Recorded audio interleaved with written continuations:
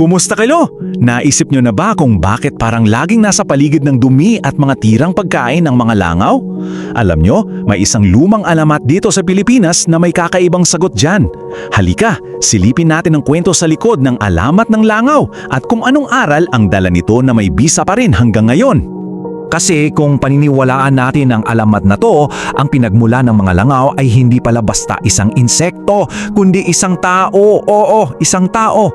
At ang kwento niya, nagsisilbing babalayan tungkol sa katamaran, sa kasakiman, at kung paano hinuhubog ng mga desisyon natin ang ating kapalaran. Okay, sa unang bahagi, kilalanin natin ang bida, si Juan. Pero teka, huwag kayong mag-expect ng isang bayani dito ha. Sa totoo lang, yung mga kapintasan niya, yun mismo ang magsisimula ng lahat. So imagine niyo to, may isang napakasaganang nayon, ang nayon ng silangan. At dito, nakatira si Juan. Binayaan siya, malakas ang katawan, matalas ang isip, parang package deal na no? Pero may isang malaking pero. Siya ay isinumpa ng matinding katamaran. At dito, grabe, makikita nyo talaga yung pagkakaiba. Yung mga kapitbahay niya ang sisipag. Pagbubukang liwayway pa lang, nasa bukid na o kaya nangingisda, tapos nagtitinda sa palengke, buhay na buhay yung community. Samantala si Juan ay yung tulog pa hanggang tanghali. Ang mundo niya umiikot lang sa igaan at sa pagkain.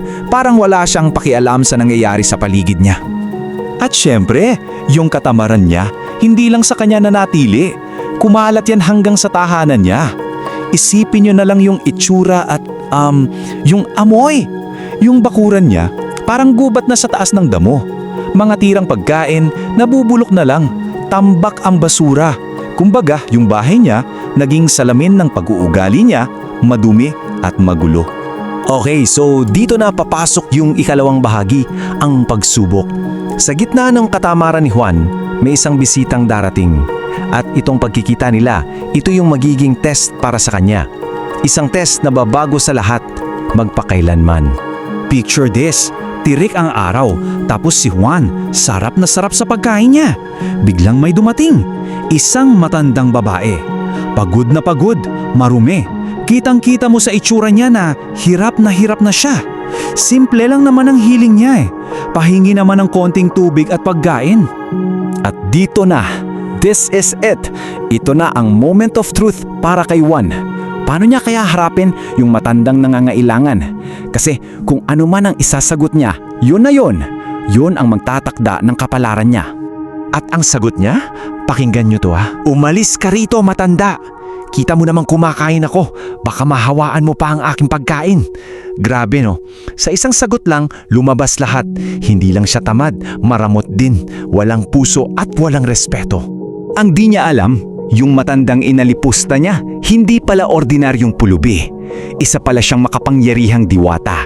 Agad-agad, nagbago ang anyo nito at sa isang boses na naningibabaw, binitawan niya ang sumpa. Isang sumpa na saktong-sakto sa pag-uugali ni Juan.